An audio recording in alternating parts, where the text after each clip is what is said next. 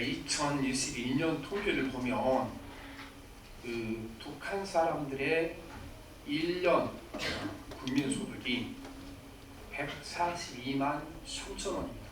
북한 사람들이 한 달에 한 12만 원씩 돈을 쓰고 있죠. 그래서 여러분이 또 아무리 가난한 사람마다 북한 사람보다 부자인 줄 기억하시기 바랍니다. 남한 사람들이 우리 남한이 4,048만 2천 원 이렇게 이제 1년 평균 우리 국민소득이 됩니다. 이것을 이제 나눠보면 북한은 우리나라보다 28분의 1, 28배 북한 사람보다 소득이 많습니다. 그러면은 소득 28배 많으면 행복도 28배 행복하겠습니까? 그건 아니죠. 누가 그러고도 아니죠. 소득이 아무리 올라가도 행복 지수는 2배를 넘어갈 수가 없습니다. 2배. 약간 높던가 비슷하던가 그렇게 되게 되어 있습니다. 왜냐하면 이제 북한 사람들은요 모두가 가난하기 때문에 상대적인 빈곤을 느끼지 못합니다. 저도 이렇게 금강산 막히기 한 달 전에 그 금강산을 갔었는데 집들이 다 똑같이 생겼어요. 부자나 가난하나 똑같이 생겼으니까 가난해도 옆에 부자가 없으니까 박탈감이 덜하죠. 평양에 그 공산당 간부들 외에는 다들 가난하니까 그때 너도 가난 나도 가난하게 하는 문제가 안 됩니다. 그래서 우리 그 탈북한 사람들이 여기 오면은 돈도 많고 그러니 행복할 줄 알았는데 여기 와서 북한보다 더 불행하다고 생각하는 사람이 많습니다.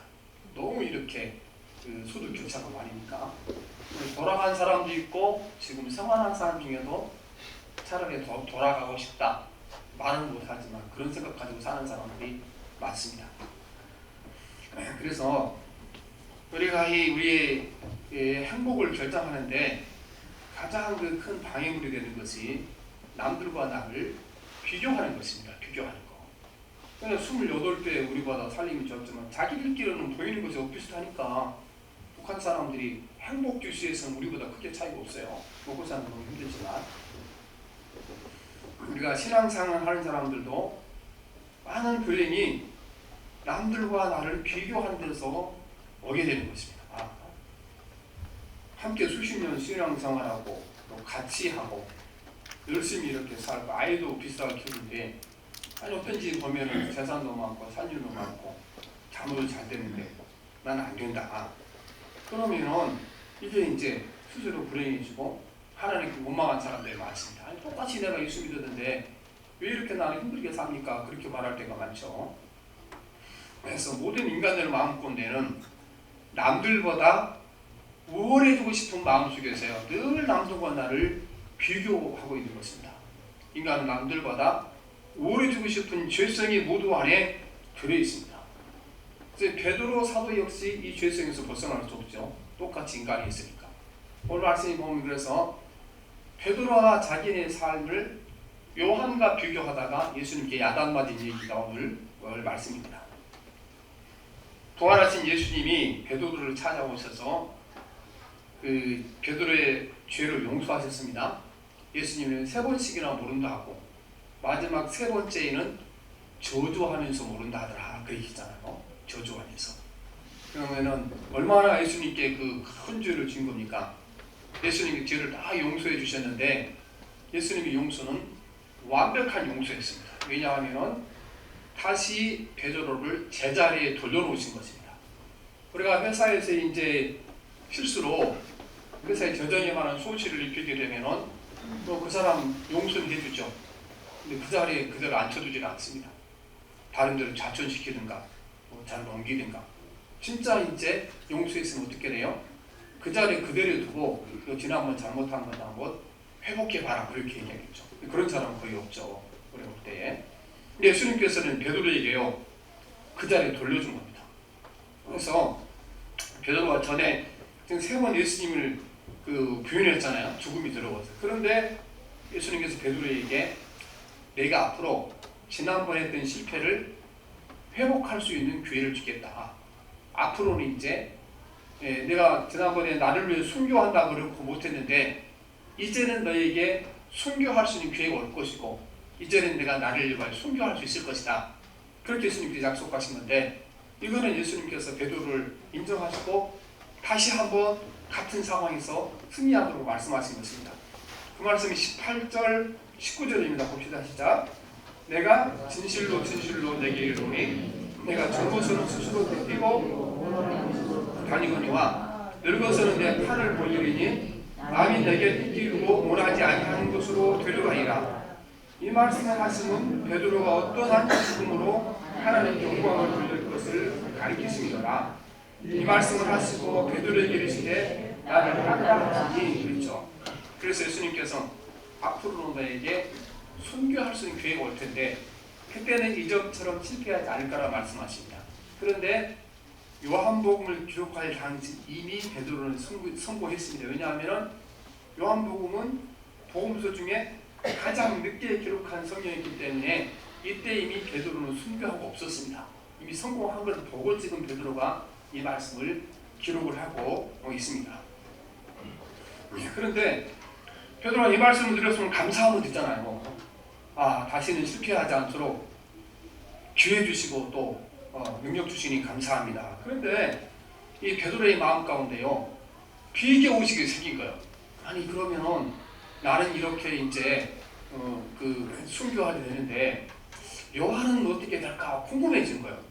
그래서 그 예수님께 요한은 어떻게 될 것인가 묻죠. 20절 21절 봅시다. 시작. 베드로가 돌이켜 예수께서 사랑하시는 그 제자가 따르는 것을 보니 그는 만찬석에서 예수의 품에 의지하여 주님을 파는 자가 누구누이까 묻던 자더라. 이 베드로가 그를 보고 예수께 여짜오되 주님 이 사람은 어떻게 되겠사옵나이까. 그렇죠. 자기가 십자가 이제 순교하게 된다는 얘기를 듣고 그러면 요한은 어떻게 될까?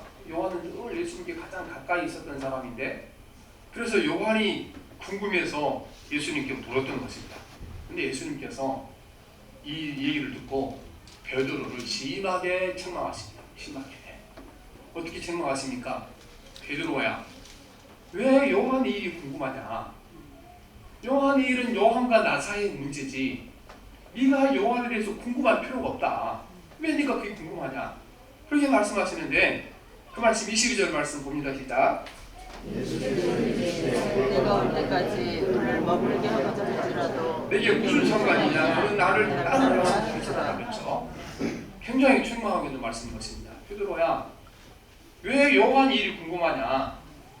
나를 따르라 그랬으면은 어떻게 따를 것인가 하고 나만 보고 따라오면 되는데 아니 금방 주님께서 지금 나를 따르라 말씀하셨잖아요. 그 말 끝나기에 무섭게 예수님을 바라보지 누구를 바라봤습니까? 요한을 바라보고 그 요한이 어떻게 되겠습니까? 이렇게 묻고 있습니다.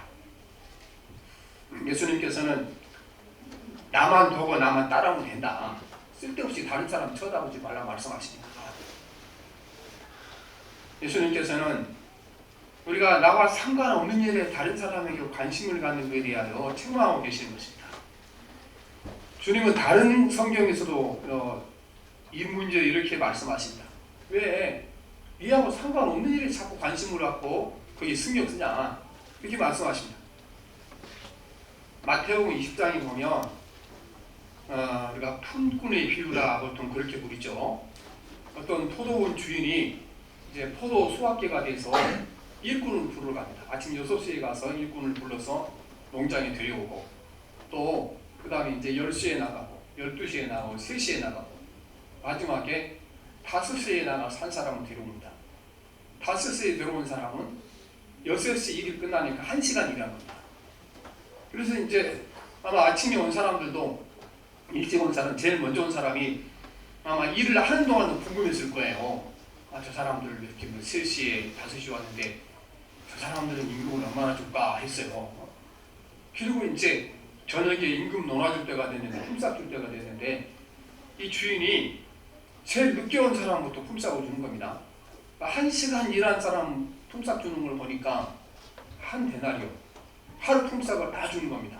나머지도 다 하루 품삯을 다 주는 거니까 일찍 온 사람이 자기가 계산한 겁니다. 저 사람은 1시간만 일하고 한 데나는 받았으니까 나는 뭐 최소한 2데나리온은 받겠지 했습니다. 근데 자기 차례가 딱 돼서 이제 주인이 딱 건네는 손을 보고 이제 그 완전히 뒤집어진 겁니다. 왜냐하면은 똑같이 한 데나리온 동전 하나 딱 준 겁니다. 하루 분사. 왜 이 사람이 화가 나서 나는 6시부터 12시간 일했는데 저 사람은 1시간을 어떻게 1시간 일하는 사람하고 12시간 일하는 사람하고 똑같이 임금을 주니까 그랬습니다. 그때 이제 오늘 예수님께서 베드로에 했던 말씀과 똑같이 이 포도원 주인이 그 12시간 일하고 왜 1시간 일하는 사람하고 12시간 일하는 나하고 똑같이 임금을 줍니까? 이 사람이 대답을 하는데 그 대답이 마태복음 20장 13절 15절에 있습니다. 주인이 그 중에 한 사람에게 대답하여 이르되 친구여 내가 내게 잘못한 것이 없노라. 내가 나와 한 데나리온의 약속을 하지 아니하였느냐? 내 것이나 가지고 가라. 나중은 이 사람에게 너와 같이 주는 것이 내 뜻이니라. 내 것을 가지고 내 뜻대로 할 것이 아니냐? 내가 선함으로 내가 악하게 보이느냐? 말씀합니다. 니꺼 내가 약속한 대로 한 데나리온 받았으며 그거 받고 따라라. 내가 포도원 주인인데 다른 사람에게 내가 한 데나리온을 주는 2데나리온을 저러는지 그게 왜 네가 관심 있냐? 나는 너하고 약속한 대로 줬다. 그래서 나와 너와 관계성을 봐야지. 왜 내가 다른 사람과 나와 관계에 대해서 방해하냐? 그렇게 말씀하시는 것입니다. 여기서도 보면 주님께서 나와 다른 사람을 비교하는 거 이게 옳지 않다고 생각하고 또 우리가 남과 비교하기 시작하게 되면 인생은 불행해지게 되는 것입니다. 우리는 주어진 모든 현실에서 항상 모든 것을 바라볼 때 나와 주님과의 관계 안에서만 봐야 되는 것입니다. 나를 지금의 이 상황에 있게 하신 분이 하나님이시니 내가 이 상황에서 어떻게 살아야 되는지 주님께 뜻을 물어야 되는 것입니다. 나와 다른 형편에 있는 사람을 바라보고 하나님 왜 저 사람은 저런 형편에 두고 나는 이런 형편에 둡니까? 이렇게 불평하고 원망하는 것이 이것이 지혜로워지지 못하고 어리석은 일이라고 말씀하십니다. 나와 다른 사람들의 다른 상황에 놓인 사람들을 이건 내가 상관할 것이 아닌 것입니다. 그건 그와 하나님과의 상관할 것이지 내가 상관할 것이 아니라고 우리에게 말씀을 하고 있는 것입니다. 그래서 우리는요 그렇게 다른 사람 일에 간섭하다가 내가 불행인 사람이 많습니다. 우리가 보면 이제 큰 잘못을 저지른 사람도 보게 되면 이제 그것 때문에 불행이잖아. 왜 저렇게 나쁜 짓 하는 게 잘 되는가? 그거는요 그 사람과 하나님의 관계예요. 내가 거기 간섭할 일이 아니에요. 하나님 알아서 하실 일이에요. 나는 내가 주어진 상황 속에서 하나님 뜻대로 내가 사는 것이 끝인 것입니다. 많은 성도들이 이 비교하다가 다 시험이 들고 또 스스로 불행해집니다. 똑같이 신앙생활을 하고 열심히 살았는데 다른 사람은 잘 되고 나는 안 되고 어렵다. 그래서 늘 이게 비교가 돼서 불행해지고 이것이 또 하나님께 불평거리고 원망거린 것입니다. 하나님 똑같이 신앙생활하고 똑같이 이렇게 주님을 열심히 봉사했는데 나는 이렇게 세상살이가 힘들고 살림도 모자랐고 자녀들도 아끼지 않으려고 그러는데 저 사람은 잘 되고 그렇습니까? 그렇게 우리가 늘 남들과 비교하게 되는 것이죠. 비교.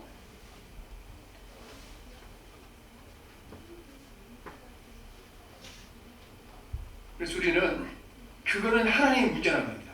그 사람 하나님 관계는 문제이지 내가 거기 간섭할 일이 아닌 것입니다. 많은 사람들이 이런 것 때문에 하나님은 불공평하다 그렇게 얘기합니다. 똑같이 열심히 노력하고 정직하고 신실하게 살았는데 신실하지 못한 사람은 잘 되고 나는 안 되고 이렇게 하죠. 그런데요 우리가 하나님께 불공평한 겁니다. 왜냐하면 우리가 진짜로 하나님께 공평하려면 우리는 나보다 못 사는 사람에 대해서도 하나님께 물어야 되잖아요. 나보다 어려운 사람에서 물어야 되잖아요. 그래서 지금까지 목회하면 사람을 만나가면서 그것 때문에 불평하고 원망해서 한 사람도 보지 못했어요. 하나님 저 사람은 나보다 이렇게 신앙생활도 열심히 하고 잘하고 또 신앙생활 잘하는데 왜 저분은 나보다 못 삽니까? 막 이게 막 이렇게 아쉬워서 기도하고 하나님께 원망하는 사람, 여러분 그런 사람 봤어요? 없잖아요. 진짜 우리가 공평하려면은 그것도 봐야 되는 거잖아요. 왜 저 사람은 똑같이 신앙생활하는데 나보다 힘들게 살고 어렵게 살고 고난만 있을까? 전혀 그걸 비교하잖아요. 이게 자꾸 누구하고 비교합니까? 나보다 잘된 사람한테 비교하고 하나님 앞서 저 사람은 잘 되는데 왜 나는 안 됩니까? 이렇게 늘 우리가 불평하고 원망하고 살아가는 것입니다. 남은 부자이고 나는 가난하고, 남은 평안하고 남은 평안하고 나는 고달프고, 이렇게 불평하지. 나는 잘 되는데 남이 안 되는 것을 불평하고 있냐고 말했습니다. 그게 없죠 우리가. 그래서 사실은요, 우리가 보면 이렇게 불평한 사람을 보게 되면은 하나님이 불공평한 것이 아니고 내가 불공평한 거예요. 내가 진짜 내가 공평하려면은 나보다 어려운 사람하고 나를 비교해봐야죠. 잘된 사람만 비교하고 하나님을 원망합니까? 우리 어제 노예 행사가 있어 갔는데 거기 찬양 시간에 아주 인상적인 이렇게 모습을 봤어요. 거기 부인은 클라리넷을 연주하고 반주는 이제 그 남편이 하시는데 두 분 다 이렇게 앞에 안 보이시는 분들이에요. 이렇게 보면서 이제 이제 무대에 나오니까 두 분을 다 부축해서 피아노 옆에 앉혀주시고 또 피아노 이제 연주하도록 갖다 두시는데 그래서 보니까 생각하기를 한 분만 이렇게 눈이 모르고 한 분만 보이면 얼마나 편할 텐데 어떻게 저렇게 부부가 두 사람이 다 앞이 보이지 않으면 얼마나 사는 것이 불편하고 고달플까 이런 생각이 드는 거예요.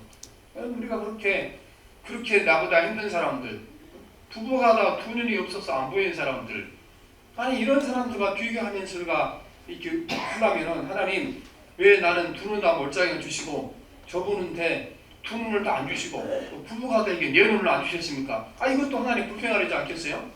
근데 그것 때문에 불평하 저도 참 안 됐다는 생각을 들지만 하나님 변하고 하나님 왜 저분들을 가지고 눈을 네 개를 다 안 주셨습니까? 이것 때문에 어젯밤에 막 내가 괴로워 기도하지 못했어요. 저도 악해서 그런 거죠.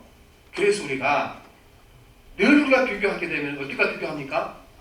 잘된 사람에 비교하고 또 그것 가지고 와서 그 결과를 하나님 앞에 이제 원망하고 불평하고 낙심하는데 이거를 사용한다는 것입니다. 우리는 인간의 우월의식에서 모든 비교가 나오는 겁니다. 남들보다 내가 우월해지고 싶으신 이 죄에서 모든 비교의식이 나온지 기억하시길 바랍니다. 그래서 남들과 비교한다 그러면은 사실은 그 안에 내가 저 사람보다 낫고 싶다. 저 사람보다 우월한 사람 되고 싶다. 이 죄성에서 남들과 늘 우리가 비교하게 만드는 것입니다. 그러나 우리가 이렇게 우월의식을 가지고 비교하게 되면은 내가 잘 되면 교만해지고 남이 잘 되면 시기하게 되어 있어요. 불행할 수밖에 없죠. 요즘 우리가 이제 새벽기도 시간에 욥기서를 묵상하고 있어요. 욥기서. 그런데 욥이 이제 모든 재산을 다 잃어버렸잖아요. 모든 재산을 잃었는데 욥이 그것 때문에 신앙이 무너지거나 하나님을 원망하거나 하지 않습니다. 그 이유는 어디 있습니까? 욥이 신앙이요 철저하게 하나님과 나와의 관계 속에서 모든 걸 바라보는 것입니다. 모든 걸 해석하고 바라볼 때 하나님과 나의 관계 속에서 이것이 무슨 의미를 가진가를 우리에게 가르쳐주고 바라보는 것입니다. 욥이 재산과 나의 관계로 이 사건을 보지 않습니다. 욥이 모든 재산을 다 잃었잖아요. 모든 재산, 양 7,000마리, 소 1,000마리, 그 다음에 낙이 500마리, 낙타 3,000마리 다 잃었어요. 그런데 자기 잃어버린 재산을 볼 때 재산과 나의 관계를 보지 않습니다. 어떻게 봅니까? 하나님과 나의 관계로 보는 겁니다. 하나님과 나의 관계 속에서 바라보니까 내가 내 재산을 잃어보는 것도 아니에요. 하나님과 나의 관계 속에서 여기 바라보니까 이거 하나님이 나에게 주신 건데 주인이잖아요. 근데 주인이 필요해서 가지고 갔었으니까 욥이 내 재산을 잃어버렸다 생각하지 않죠. 자기 재산을 잃어버린 것을 어떻게 말합니까? 하나님께서 나에게 맡겨주신 것을 찾아가셨다. 그렇게 하니까 이것 때문에 욥이 낙심하지 않는 것입니다. 또 욥이 사람과의 관계 속에서 주어진 상황을 바라보지 않습니다. 사람과의 관계 속에서 바라보게 되면은 이 요백이 이제 속대나 또 이제 나귀를 빼앗아간 사람은 스바 사람들. 나중에 낙타를 빼앗아간 사람들은 갈대아 사람들이요. 그러면 어떻게 해야 되겠습니까? 이 못된 놈들이 이렇게 윗집의 양떼를 다 훔쳐가고 강탈해 갔다. 막 소리쳐 하나님 저런 나쁜 놈들을 어떻게 세상에 남겨두셨으니까 벼랑을 내려줘. 그렇게 해야 되겠죠. 근데 여기 그렇게 하잖아요. 어떻게 했습니까? 하나님과 자기 사이에서 그 사람을 보는 겁니다. 그것도 뭔가 하나님이 필요해서 이제 악한 자를 자기에 보냈다고 생각하고 있습니다. 그래서 여기 모든 것을 하나님과 나의 관계 속에서 보니까요, 이 엄청난 비극이 요백에 별것 아닌 걸로 보인 겁니다. 그래서 이렇게 말하죠. 내가 모태에서 알몸으로 나와 쌓은주 또한 알몸이 그 뒤로 들어가올지라. 주신 이도 여호와시오 거두신 이도 여호와시오니 여호와 이름이 찬송받을지어다 하고 이 모든 일에 욥이 범죄하지 아니하고 하나님을 향하여 원망하지 아니하니라. 이 큰 일을 사소하게 본 것입니다. 그래서 우리가 하나님과 나의 관계 속에서 보아야 되는 것입니다. 하나님의 관계 속에서. 그래서 우리가 이제 살아가다 보면 그렇지 하지 않을 사람들이 때로는 이제 교회에서는 또 이제 그 존경했던 사람들이 막 범죄하고 죄를 짓게 되면 우리가 크게 낙심하죠. 아니 저분이 이런지는 몰랐는데 한다 그랬죠. 근데 여러분 그거 쳐다보고 있으면 다 낙심의 신앙을 떠나게 돼 있어요. 그렇겠죠. 근데 그거는요, 그 죄를 지은 그 사람과 하나님과 내 문제는 아니에요. 나는 어떻겠습니까?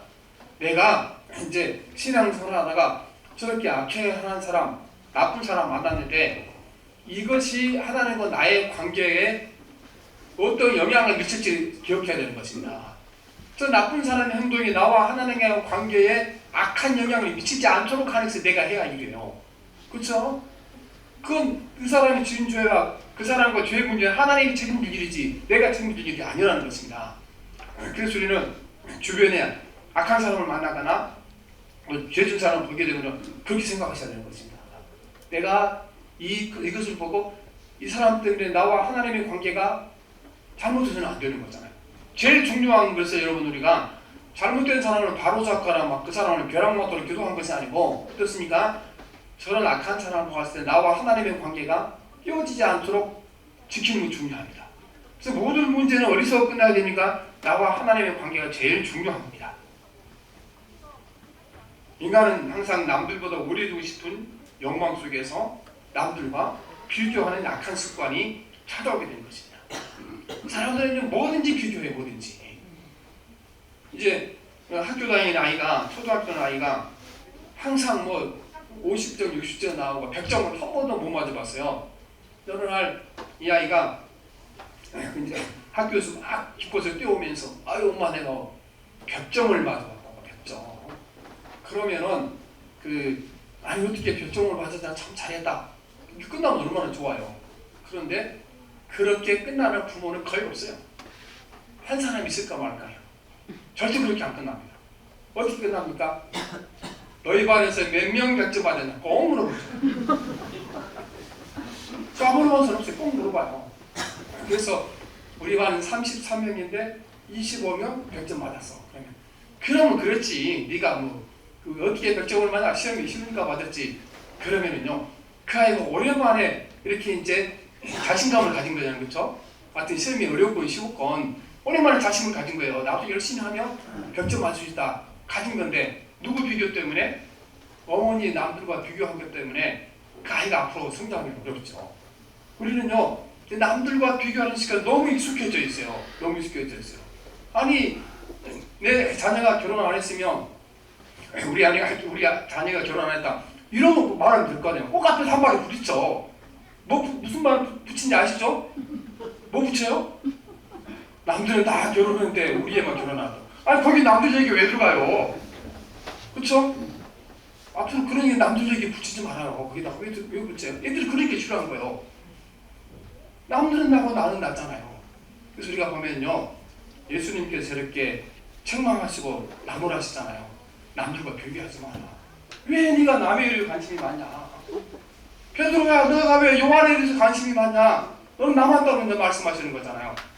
그래서 우리가 늘 살아가면서 여러분 우리가 자신도 남과 비교하지 말고 자녀도 비교하지 말아셔야 됩니다. 어떤 분이 그 이제 오랜만에 동창회를 갔더니요. 아니야 옛날에 학점수가 많았지 60명 됐잖아요. 쫙 꼴찌 60등 했던 그 친구가 보니까 거기 이렇게 막 귀걸이를 막 하고 그렇게 다이아반지 끼고 그쵸? 막 왔어요. 그리고 거기 이제 제일 좋은 벤츠 그 저 키를 갖다가 탁 책상에 놓는 거예요. 벤츠 산 사람은 그런다. 벤츠 사는 절대로 그 키를 거기 저 팬들이 안 넣는데요. 꼭 손에 들고 다닌대요. 들고 다니고 커피 마실 때는 꼭 그 앞에 놓는데요. 그걸 딱 보고 이제 한 거예요. 아니 쟤는 학교 다닐 때 꼴등이 했는데 저렇게 돈을 잘 버냐? 이 사람이 전에는 먹고 사는 일 했으니까 불평이 없었어요. 근데 그 친구 보고 하니까 열받아본 거예요. 집에 오니까. 아니 쟤는 60등 했는데 나는 1등 했는데 이게 내 꼴이 뭐냐? 그렇게 되는 거예요. 비교 안 했으면 전혀 문제 없죠.